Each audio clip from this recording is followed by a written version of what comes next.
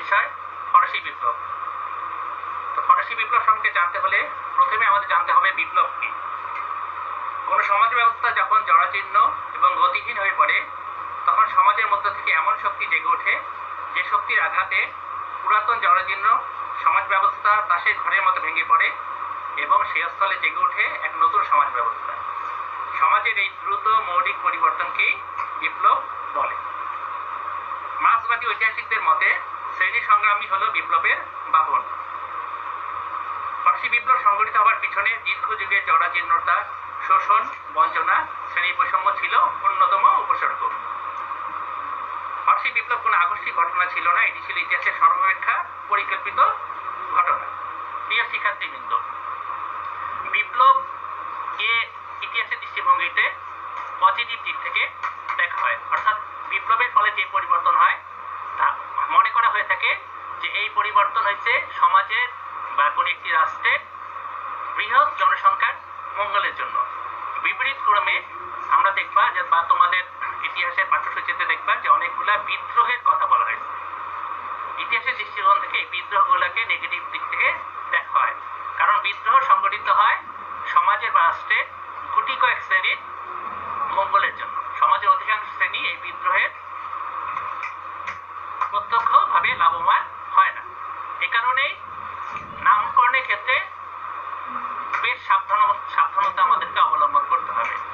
যেমন তোমাদের প্রথম পত্রে তোমরা দেখেছো যে 1857 সালে সিপাহী বিদ্রোহ বলে একটি চ্যাপ্টার আমাদের সন্নিবেশিত করা হয়েছে, কিন্তু আসলে ইংরেজরা জোর করে এটিকে বিদ্রোহের মর্যাদা দিতে চাচ্ছে, যাতে ইতিহাস সাক্ষ্য দেয় যে ভারতীয় সিপাহীরা জোর করে তাদের ব্যক্তিগত স্বার্থ হাসিলের জন্য এই ধরনের একটি ঘটনা ঘটিয়েছিল।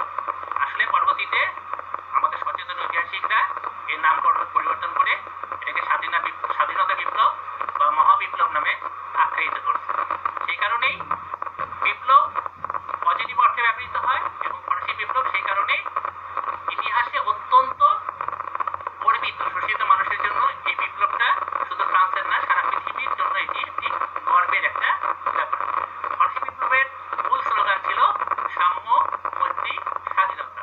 এই স্লোগানকে সামনে রেখেই 1790 খ্রিস্টাব্দে 14 জুলাই প্লাসি দুর্গ পতনের মধ্য দিয়ে ফরাসি বিপ্লব সংঘটিত হয়েছে। আজকের ক্লাসের মাধ্যমে তোমরা জানতে পারবে ফরাসি বিপ্লবের বিভিন্ন দিক সম্পর্কে। যেমন এক, ফরাসি বিপ্লবের কারণ কি ছিল আজকে আলোচনা পর সেটি তোমরা বিশ্লেষণ করতে পারবে। ফরাসি বিপ্লব পূর্ববর্তী ফ্রান্সের আর্থিক, সামাজিক, রাজনৈতিক এবং ধর্মীয় অবস্থা কি ছিল তা বিশ্লেষণ করতে পারবে। ফরাসি বিপ্লবের প্রেক্ষাপটও কি ছিল সেই সম্পর্কে তোমরা বিশ্লেষণ করতে পারবে এবং সর্বোপরি ফরাসি বিপ্লবের দার্শনিকদের অবদান কি ছিল তা ব্যাখ্যা করতে পারবে। প্রিয় শিক্ষার্থীবৃন্দ, এই স্লাইডে তোমরা দেখতে পাচ্ছ 1789 থেকে 1799 পর্যন্ত ফ্রান্সের রাজনৈতিক মানচিত্র। এখানে বিপ্লবকালীন সময়ে এবং তার পরবর্তী 10 বছর ফ্রান্সের কি রকম অবস্থা ছিল সেই সম্পর্কে দেখানো হয়েছে।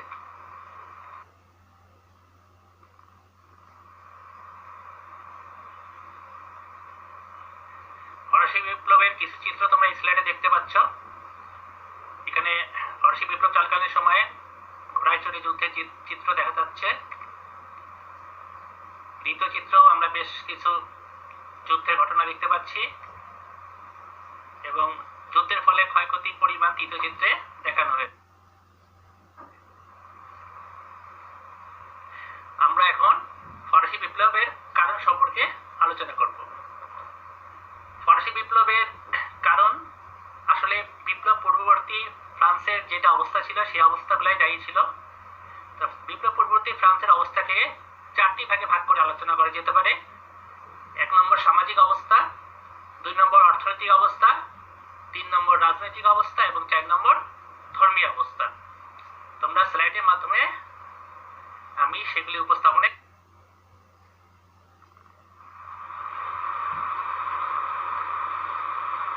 সামাজিক অবস্থা। তৎকালীন ফ্রান্সে জনগণ 3টি শ্রেণীতে বিভক্ত ছিল। প্রথম শ্রেণীর অন্তর্ভুক্ত ছিলেন জাতীয় সম্প্রদায়, তৎকালীন ফ্রান্সের মোট জনসংখ্যার শতকরা মাত্র 1 ভাগ ছিলেন। তৃতীয় শ্রেণীর অন্তর্ভুক্ত ছিলেন অভিজাত সম্প্রদায়, যারা তৎকালীন ফ্রান্সের মোট জনসংখ্যার শতকরা 3 ভাগ ছিলেন, এবং বাকি 96% জনগণ ছিলেন তৃতীয় শ্রেণীর অন্তর্ভুক্ত। পিরামিডে তোমরা দেখতে পাচ্ছ যে প্রথম অংশ ফার্স্ট স্টেট, যার অন্তর্ভুক্ত ছিলেন যাজক সম্প্রদায়, দ্বিতীয় অংশ সেকেন্ড স্টেটে অন্তর্ভুক্ত ছিলেন অভিজাত সম্প্রদায়, এবং তৃতীয় অংশ থার্ড স্টেট, যেটি লাল কালি দ্বারা চিহ্নিত করা হয়েছে, তার অন্তর্ভুক্ত ছিলেন সাধারণ জনগণ। তৎকালীন ফ্রান্সের সামাজিক অবস্থা এই 3 শ্রেণীতে বিভক্ত ছিল। 25 বিলিয়ন বা 2,50,00,000 জনসংখ্যার দেশে যাজক সম্প্রদায় ছিল মাত্র 1 ভাগ, কিন্তু দেশে সিংহভাগ সুযোগ সুবিধা ভোগ করত এই যাজক সম্প্রদায়। তাদের মোট সংখ্যা ছিল, অর্থাৎ বিপ্লব পূর্ববর্তী ফ্রান্সে যাজকদের মোট সংখ্যা ছিল 1,30,000, কিন্তু এই 1,30,000 যাজকরা আবার 2টি ভাগে বিভক্ত ছিল। একটি অংশে ছিল উচ্চ যাজক, যাদেরকে মিশর নামে অভিহিত করা হয়, এবং দ্বিতীয় অংশের অন্তর্ভুক্ত ছিলেন নিম্ন যাজকবৃন্দ। ইন্টারেস্টিংলি উচ্চ যাজকদের সংখ্যা ছিল একেবারেই নগণ্য, অর্থাৎ মাত্র প্রায় 139 জন যাজকরা ছিলেন প্রথম সম্প্রদায়ের অন্তর্ভুক্ত বা উচ্চ সম্প্রদায়ের অন্তর্ভুক্ত, কিন্তু এরাই গির্জার আয়ের সিংহভাগ এবং অন্যান্য সুবিধা ভোগ করতেন। নিম্নজাতকরা প্রায় তেমন কিছুই পেতেন না, তাই এরা আসলে তৃতীয় শ্রেণীর অন্তর্ভুক্ত ছিলেন। ফলে উচ্চ যাজকদের প্রতি নিম্ন যাজকরা অত্যন্ত ঘৃণা প্রদর্শন করতেন। অথচ যাজক ছিল একটি বৃত্তি, কেউ জন্মগতভাবে যাজক হয়ে জন্মাতেন না, কিন্তু ফ্রান্সের আইন তাদেরকে শ্রেণী বলে গণ্য করত এবং আলাদা ভোটদানের অধিকার সহ বিভিন্ন সুযোগ সুবিধা প্রদান করত। দ্বিতীয় অংশে ছিল অভিজাত সম্প্রদায়। অভিজাতরা গোটা সমাজ ব্যবস্থাকে নিয়ন্ত্রণ করত। এদের সংখ্যা ছিল তৎকালীন ফ্রান্সে 3,50,000-এর মতো, যা তৎকালীন ফ্রান্সের মোট জনসংখ্যার শতকরা 3 ভাগ ছিল। অভিজাতরা নিজ সম্প্রদায়ের স্বাতন্ত্র্য এবং অধিকার রক্ষায় অত্যন্ত যত্নবান ছিলেন। তারা অবাধ রক্ত সঞ্চালনে বিশ্বাসী ছিলেন না, অর্থাৎ তারা শুধুমাত্র নিজ সম্প্রদায়ের মধ্যেই বিবাহ বন্ধনে আবদ্ধ হতেন। তাদের ধারণা ছিল এতে তাদের বংশমর্যাদা এবং গৌরব রক্ষা পাবে। কায়িক এবং মস্তিষ্কের শ্রম দ্বারা জীবিকা অর্জনকে তারা ঘৃণার চোখে দেখতেন। আলস্য এবং অবসর সময় ভোগবাদী ও বিলাসী জীবনযাপনই ছিল তাদের জীবন ধারণের নিয়ম। অভিজাতদের দাবি ছিল, যেহেতু তারা মধ্যযুগের ফ্রান্স বিজয়ীদের বংশধর, সেহেতু তারা বিশেষ অধিকার ভোগ করবে, এটাই স্বাভাবিক। রাজাও ছিলেন এই বিচিন্তাধারীর অংশ। অভিজাত শ্রেণী বংশানুক্রমিকভাবে তাদের এই বিশেষ অধিকারগুলো সযত্নে ভোগ করত। পিরামিডের তৃতীয় অংশে যে লাল অংশ দ্বারা চিহ্নিত করা হয়েছে, সেটাই ছিল সর্বাধিক, যার অন্তর্ভুক্ত ছিলেন থার্ড স্টেটের জনগণ, অর্থাৎ তৃতীয় শ্রেণীর জনগণ। যাজক এবং অভিজাত ছাড়া ফ্রান্সের বাকি সবাই ছিল তৃতীয় শ্রেণীর। তৃতীয় শ্রেণীর লোকেরা সমশ্রেণী বা জীবিকাভুক্ত ছিলেন না। বিভিন্ন স্তরের লোকেরা একত্রে তৃতীয় শ্রেণীভুক্ত হয়। ধনী বুর্জোয়া থেকে দিনমজুর ভাগ করে সকলেই তৃতীয় শ্রেণীর অন্তর্ভুক্ত ছিলেন। এদেরকে বলা হতো অধিকারহীন শ্রেণী, অথচ করের বোঝা এদেরকেই বহন করতে হতো। এদের মধ্যে নানান বিরোধ এবং ব্যবধান থাকা সত্ত্বেও বিপ্লবের প্রাক্কালে নিজেদের বিভেদ ভুলে তারা সবাই ঐক্যবদ্ধ হয়। এর ফলে বিপ্লবকে সাকসেসফুলি সম্পূর্ণ করতে তারা সক্ষম হয়েছিল। ফরাসি বুর্জোয়াদের সকলেই পুঁজিবাদী ছিল না। মধ্যযুগে যারা বাগ বা শহরের উপপ্রান্তে বসবাস করত, তাদেরকে বুর্জোয়া নামে অভিহিত করা হতো। এই বুর্জোয়ার অন্তর্ভুক্ত ছিলেন ধনী বণিক, দোকানদার, কারিগর, বুদ্ধিজীবী, চাকুরি, শিক্ষিত, এরা সবাই। বুর্জোয়াদের মধ্যে আর্থিক সচ্ছলতার পার্থক্য থাকলেও বংশ বৈষম্য ছিল না। বুর্জোয়ারা অনেক সম্পদশালী, শিক্ষিত হওয়া সত্ত্বেও তাদের রাষ্ট্রীয় মর্যাদা ছিল না। এই কারণে বুর্জোয়া তথা মধ্যবিত্ত শ্রেণী ছিল সর্বাধিক অসন্তুষ্ট শ্রেণী। ফরাসি বিপ্লব সৃষ্টিতে এই অসন্তুষ্ট বুর্জোয়া শ্রেণী সর্বাধিক অবদান রেখেছিলেন। তৃতীয় শ্রেণীর বৃহৎ অংশ ছিল কৃষক এবং শ্রমজীবী সম্প্রদায়। এরা ছিলেন ফরাসি সমাজের সবচেয়ে নিগৃহীত। কৃষকদের মধ্যে নানান স্তর ছিল, কেউ স্বাধীন কৃষক, কেউ বর্ণ বর্গা চাষী, কেউ প্রান্তিক কৃষক। অভিজাত বুর্জোয়া সকলের চোখে কৃষকরা ছিলেন নিম্ন শ্রেণী, নিরক্ষর ও বর্বর।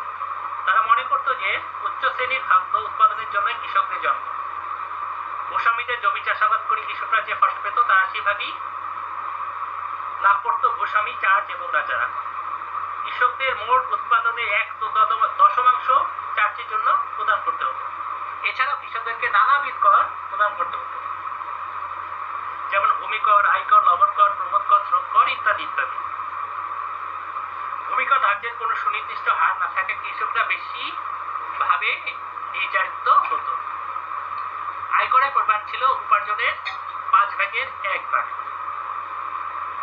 সে সময় লবণ কর নামে একটি কর ছিল, যা ছিল প্রায় সকল তৃতীয় শ্রেণীর মানুষের জন্য অত্যন্ত বোঝা। ৭ বছরের ঊর্ধ্বে প্রত্যেককেই বাধ্যতামূলকভাবে এই লবণ কর দিতে হতো এবং সেটি স্বাভাবিক পরিমাণ না, এর পরিমাণ ছিল তৎকালীন লবণের মূল্যের চেয়ে প্রায় ১০ গুণ বেশি। এছাড়াও রাস্তাঘাট, পুল, শাখা নির্মাণ এবং সংস্কারের জন্য কৃষকদের বাধ্যতামূলকভাবে শ্রম দিতে হতো।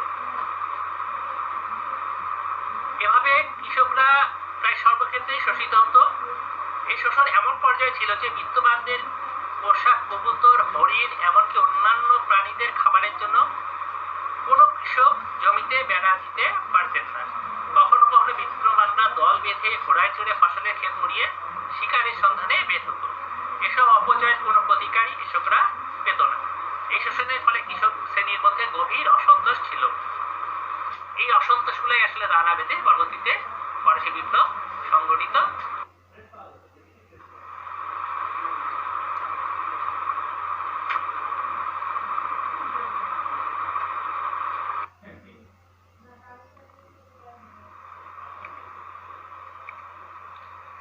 প্রিয় শিক্ষার্থীবৃন্দ, বিপ্লব পূর্ব ফ্রান্সের রাজনৈতিক অবস্থা ছিল অত্যন্ত শোচনীয়।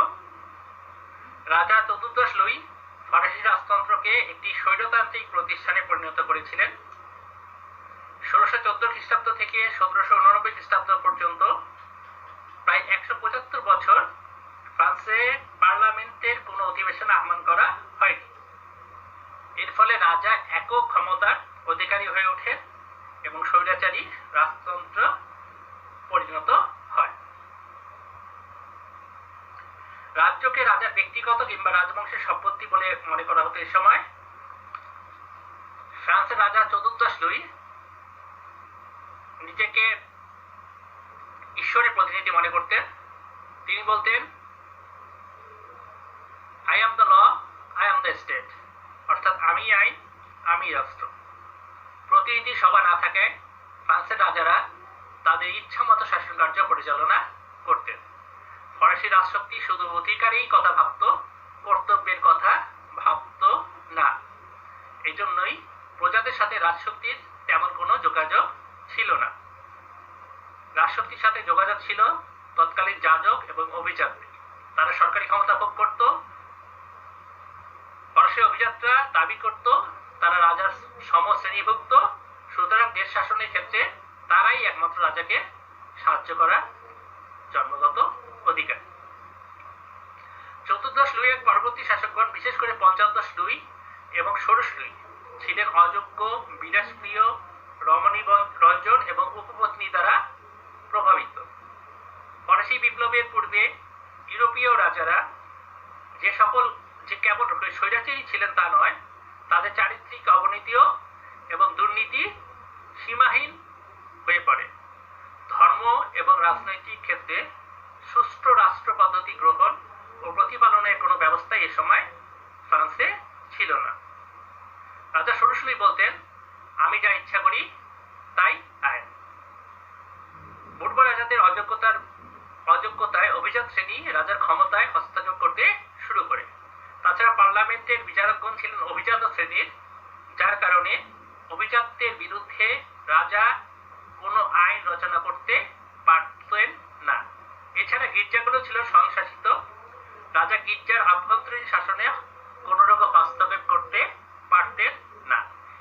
এভাবে ফ্রান্সের রাজারা নিজেদেরকে ঐশ্বরিক ক্ষমতাবাদী মনে করলেও বাস্তবে আসলে তাদের ক্ষমতা ছিল অত্যন্ত সীমিত। তৎকালীন ফ্রান্সের রাজাদের আন্তর্জাতিক আইনের প্রতি তেমন কোনো শ্রদ্ধাবোধ ছিল না। সন্ধি, চুক্তি ও পারস্পরিক সমঝোতা অহরহ লঙ্ঘন করা হতো। রাজ্য বিস্তার করা ছিল তখনকার পররাষ্ট্রনীতির মূল উদ্দেশ্য। শক্তিশালী রাষ্ট্রগুলো দুর্বল রাষ্ট্রগুলোকে গ্রাস করার জন্য সর্বদা সচেষ্ট থাকত। ফরাসি বিপ্লবের প্রাক্কালে ইউরোপীয় রাষ্ট্রগুলো, বিশেষ করে Germany, Austria, Russia, Italy, Spain, England প্রভৃতি রাষ্ট্রের রাজনৈতিক সংগঠন ছিল অত্যন্ত দুর্বল এবং অকার্যকরী। এভাবেই বিপ্লব পূর্ব ফ্রান্সের রাজনৈতিক অবস্থা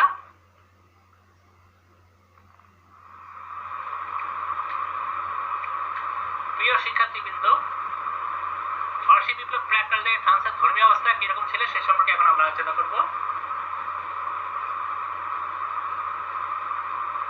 ফরাসি বিপ্লবের পূর্বের অবস্থাকে মানসিক উৎকর্ষের যুগ বা জ্ঞান বিকাশের যুগ বলা হয়।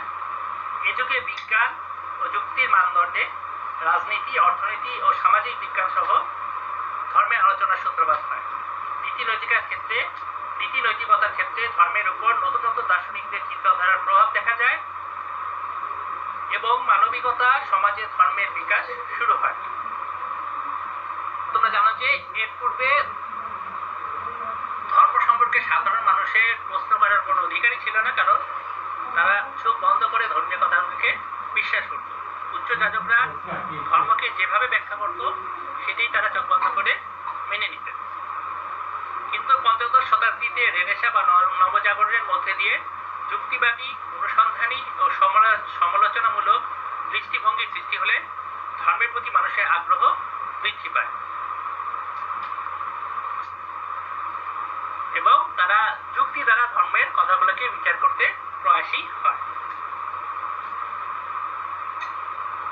এতক্ষণ আমরা ফরাসি বিপ্লবের পূর্বে ফ্রান্সের সামাজিক, অর্থনৈতিক, রাজনৈতিক এবং ধর্মীয় অবস্থা সম্পর্কে যতটুকু আলোচনা করলাম, আশা করি তোমরা এই আলোচনা থেকে ফ্রান্সের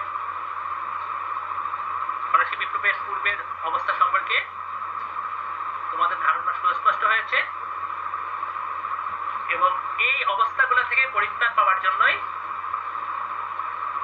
তৃতীয় শ্রেণীর মধ্যবিত্ত তথা বুর্জোয়া শ্রেণীর নেতৃত্বে ফ্রান্সের তৃতীয় শ্রেণীর সকল সম্প্রদায়ের সকল স্তরের জনগণ একত্রিত হয়ে বুর্বন রাজবংশের পতনের মাধ্যমে 1789 খ্রিস্টাব্দে ফরাসি বিপ্লব সংঘটিত করেছে।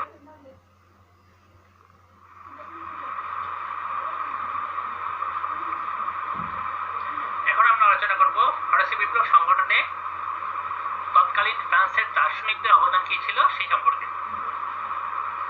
অষ্টাদশ শতক ছিল জ্ঞান দীপ্তির শতাব্দী। এই শতকে ইউরোপে যুক্তিবাদের জাগরণ ঘটে। এই সময় ফ্রান্সে এমন কিছু দার্শনিকের আবির্ভাব ঘটে যাদের ক্ষুরোধার লেখনীর মাধ্যমে মানুষের বিবেকে জাগ্রত হয় এবং মানুষ তথা সাধারণ জনগণ প্রচলিত সার্বিক অবস্থার দোষ ত্রুটি বিচার করতে শিখে এবং তারা তাদের চলমান যে অবস্থা সেই অবস্থা থেকে মুক্তি পেতে চায় এবং তাদের এই ধারাবাহিকতায় তারা পরবর্তীতে ফরাসি বিপ্লব সংগঠনে সক্রিয় ভূমিকা গ্রহণ করে। ফরাসি বিপ্লব সংগঠনে যে সমস্ত দার্শনিকরা অবদান রেখেছিলেন তাদের মধ্যে অন্যতম ছিলেন চার্লস মন্টেস্কু। তার জন্ম হয়েছিল 1689 খ্রিস্টাব্দে এবং তিনি মারা যান 1755 খ্রিস্টাব্দে। 1748 খ্রিস্টাব্দে তার প্রকাশিত দ্য স্পিরিট অফ লস গ্রন্থের মাধ্যমে তিনি যৌক্তিকভাবে ফ্রান্সের সমাজ ও রাষ্ট্রের ত্রুটিগুলো তুলে ধরেছিলেন। 20 বছরের অক্লান্ত পরিশ্রমে রচিত তার এই গ্রন্থে তিনি দুটি মতবাদ উল্লেখ করেছিলেন যেটি পরবর্তীতে বেশ সমাদৃত হয়েছিল। এক, তিনি বলেছিলেন যে কোন দেশে কি ধরনের আইন ও সংগঠন থাকবে তা নির্ভর করে সে দেশের প্রাকৃতিক পরিবেশ এবং প্রথার উপর। দ্বিতীয় এবং সর্বোচ্চ আলোচিত যে মতবাদটি তিনি প্রচার করেছিলেন সেটি হচ্ছে ক্ষমতার বিভাজন নির্বাচন তত্ত্ব।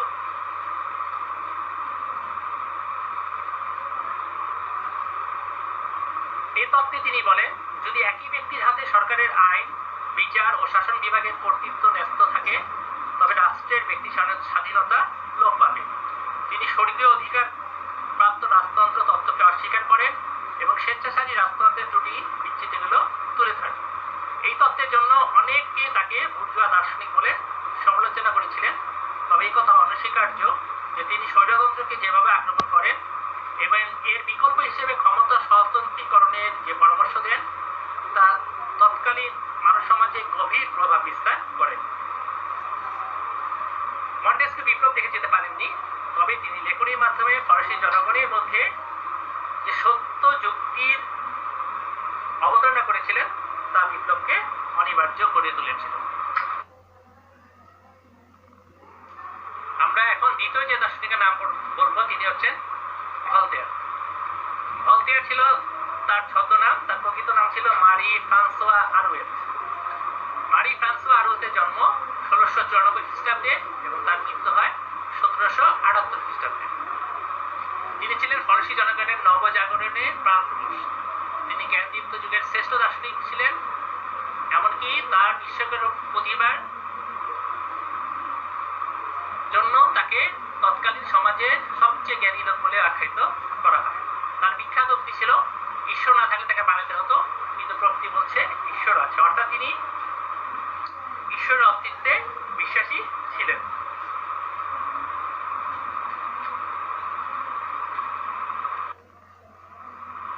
ভলতেয়ারের মতে ইতিহাস কেবল সাম্রাজ্যের উত্থান পতনের কাহিনী নয়, সভ্যতা ও সমাজের বিবর্তনের চিত্র ইতিহাসে পাওয়া যায়। তার মতে অতীতের আলোকে বর্তমানকে যাচাই করার হাতিয়ার হলো ইতিহাস। তিনি তার লেখনীর মাধ্যমে সবচেয়ে বেশি গির্জাকে আক্রমণ করেছিলেন। গির্জার দুর্নীতি ও অনিয়মগুলোকে ব্যঙ্গাত্মকভাবে তিনি তার লেখনীর মাধ্যমে ফুটিয়ে তুলেছিলেন। তার মতে গির্জা ছিল কুসংস্কার ও দুর্নীতির ঘাঁটি। এর ফলে যাজক সম্প্রদায় ও গির্জার প্রতি মানুষের আস্থা দুর্বল হয়। যাজক এবং গির্জার বিরুদ্ধে লিখলেও ভলতেয়ার কখনোই ধর্মের বিরুদ্ধে কোনো বিরূপ মন্তব্য করেন। তিনি তার লেখনীর মাধ্যমে আসলে মানুষকে গির্জার এবং যাজকদের ভণ্ডামি সম্পর্কে সচেতন করার চেষ্টা করেছেন। শিক্ষার্থীবৃন্দ, আমরা এখন যে দার্শনিক সম্পর্কে আলোচনা করব তিনি হচ্ছেন জ্যাঁ-জ্যাক রুসো। জ্যাঁ-জ্যাক রুসোর জন্ম হয়েছিল 1712 খ্রিস্টাব্দে এবং তিনি মারা যান 1778 খ্রিস্টাব্দে। জ্যাঁ-জ্যাক রুসোকে মনে করা হতো ফরাসি বিপ্লবের মূল কারিগর। তিনি তার সোশ্যাল কন্ডাক্ট গ্রন্থে যে উক্তিটি করেছিলেন সেটি আসলে পৃথিবী বিখ্যাত উক্তি হয়ে গেছিল। তিনি বলেছিলেন, man is born free but everywhere is in change. অর্থাৎ মানুষ স্বাধীন সত্তা নিয়ে জন্মগ্রহণ করে, কিন্তু সমাজের সর্বত্রই তারা শৃঙ্খলিত। সুতরাং মানুষের কর্তব্য হলো সে শৃঙ্খল ছিন্ন করে জন্মগত স্বাধীনতা সত্তা, স্বাধীন সত্তা অর্জন করা। অর্থাৎ জন্মের পর রাষ্ট্র বা সমাজ মানুষকে বিভিন্ন নিয়মে বেড়াজালে যে শৃঙ্খলিত করে, সেই শৃঙ্খল থেকে মুক্ত হয়ে স্বাধীন চিন্তার বিকাশ ঘটানোর জন্যই জ্যাঁ-জ্যাক রুসো তার লেখনীর মাধ্যমে জনগণকে উদ্বুদ্ধ করার চেষ্টা করেছিলেন। এভাবে রুসো তার সামাজিক যুক্তির মতবাদের মাধ্যমে সাম্যবাদ, স্বাধীনতা ও গণতন্ত্রের কথা লিখে ফরাসি জনগণকে বিপ্লবী চেতনার উদ্বুদ্ধ করে তোলেন। এই জন্যই তাকে বিপ্লবের পুরোধা ব্যক্তিত্ব বলা হয়। ড্যানিস দিদেরো। বিপ্লব পূর্ব ফ্রান্সে এনসাইক্লোপিডিয়া বা বিশ্বকোষ লিখে যিনি চমকে দিয়েছিলেন সবাইকে, তিনি হচ্ছেন ড্যানিস দিদেরো। কারণ জ্ঞানের বিভিন্ন শাখার সহজ সরল ভাষায় তিনি একটি অংশে বা একটি বইয়ের মাধ্যমে প্রকাশ করেছিলেন, যা তৎকালীন সমাজে অত্যন্ত সমাদৃত হয়েছিল। দিদেরো বলেন, জগতের সকল নৈতিক নিয়মের একমাত্র ধ্রুব লক্ষ্য হলো মানুষের মঙ্গল সাধন করা। অতএব দেখা যাচ্ছে যে দার্শনিকগণ রাজার ঈশ্বর প্রদত্ত ক্ষমতাকে যুক্তি দ্বারা আক্রমণ করেন এবং মত প্রকাশ করেন যে রাজার ক্ষমতার উৎস ঈশ্বর নয়, জনগণ। প্রকৃতির নিয়মে অধিকারের সাথে কর্তব্য থাকে, ভোগ করতে পারেন না, তাকে কর্তব্য পালন করতে হয়। মন্টেস্কো তার বিখ্যাত দ্য স্পিরিট অফ ল গ্রন্থে রাজা ঈশ্বরের প্রদত্ত ক্ষমতা ও ফ্রান্সের স্বৈরাচার রাজতন্ত্রের তীব্র সমালোচনা করেছিলেন। প্রকৃতিবাদী ও যুক্তিবাদী লেখক ভলতেয়ার তার অগ্নিবর্ষী লেখনীর মাধ্যমে প্রচলিত রাজনৈতিক, সামাজিক ও ধর্মীয় প্রতিষ্ঠানসমূহের শুরু উদ্ঘাটন করে ফরাসি জনগণের মধ্যে বিপ্লবের প্রেরণা দান করেছিলেন। রুশো তার বিখ্যাত সোশ্যাল কন্ট্রাক্ট গ্রন্থের মাধ্যমে সাম্যের উপর প্রতিষ্ঠানসমূহের রাষ্ট্র ও সমাজ প্রতিষ্ঠার মদত দান করেছিলেন। Man is born free but everywhere he is in chain. রুশোর এই কথাটি সমগ্র ফ্রান্সে আলোড়ন সৃষ্টি করেছিল। তার সোশ্যাল কন্ট্রাক্ট গ্রন্থটি ফ্রান্সের তথা ইউরোপের জনগণের মনে বিরাট প্রভাব বিস্তার করে তাদেরকে বিপ্লবী ভাবধারায় উদ্বুদ্ধ করেছিল এবং সর্বোপরি দিদেরও সমস্ত লেখনীগুলোকে একত্রিত করে জনগণকে আরো বেশি বিপ্লব সম্পর্কে জানার, বোঝার এবং সেই অনুযায়ী তাদের অধিকার ভোগ করার জন্য উদ্বুদ্ধ করেছিল। এভাবেই এ সকল দার্শনিকরা তাদের লেখনীর মাধ্যমে জনগণকে ফরাসি বিপ্লবে উদ্বুদ্ধ করেছিলেন।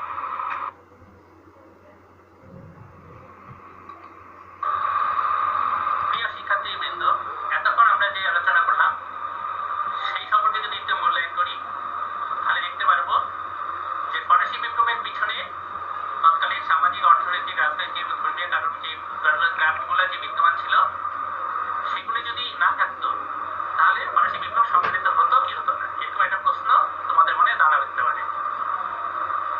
আসলে ইতিহাসের সংজ্ঞা অনুযায়ী এবং ইতিহাসের দৃষ্টিকোণ অনুযায়ী যা ঘটে গেছে তাই ইতিহাস, যা ঘটেনি তা ইতিহাস না। তাই যেহেতু কোনোভাবেই আমরা 200 বছর 250 বছর পিছনে গিয়ে সেই ঘটনাগুলার উল্টায় দিতে পারবো না, এই জন্য সেরকম কোনো ঘটনা না ঘটলে ফরাসি বিপ্লব সংগঠিত হতো কি হতো না সেই সম্পর্কে আসলে উত্তর দেওয়াটা অবান্তর। ঘটনা ঘটার কারণেই ফরাসি বিপ্লব সংগঠিত হয়েছে। আমরা যদি সামাজিক দিক থেকে বিচার করি তাহলে দেখতে পাই যে তৎকালীন সমাজে 3টি শ্রেণী বিদ্যমান ছিল, কিন্তু প্রথম আর দ্বিতীয় শ্রেণী নামে আলাদা হলেও তাদের উদ্দেশ্য এবং লক্ষ্য একই ছিল, অর্থাৎ তারা সমাজের সকল সুযোগ সুবিধা ভোগ করত এবং তৃতীয় শ্রেণীকে তারা শোষণ করত। তো তৃতীয় শ্রেণীর অন্তর্ভুক্ত ছিল মধ্যবিত্ত শ্রেণী অর্থাৎ বুর্জোয়া শ্রেণী। এই বুর্জোয়া শ্রেণী যখন জ্ঞানে, গরিমায় এবং অর্থে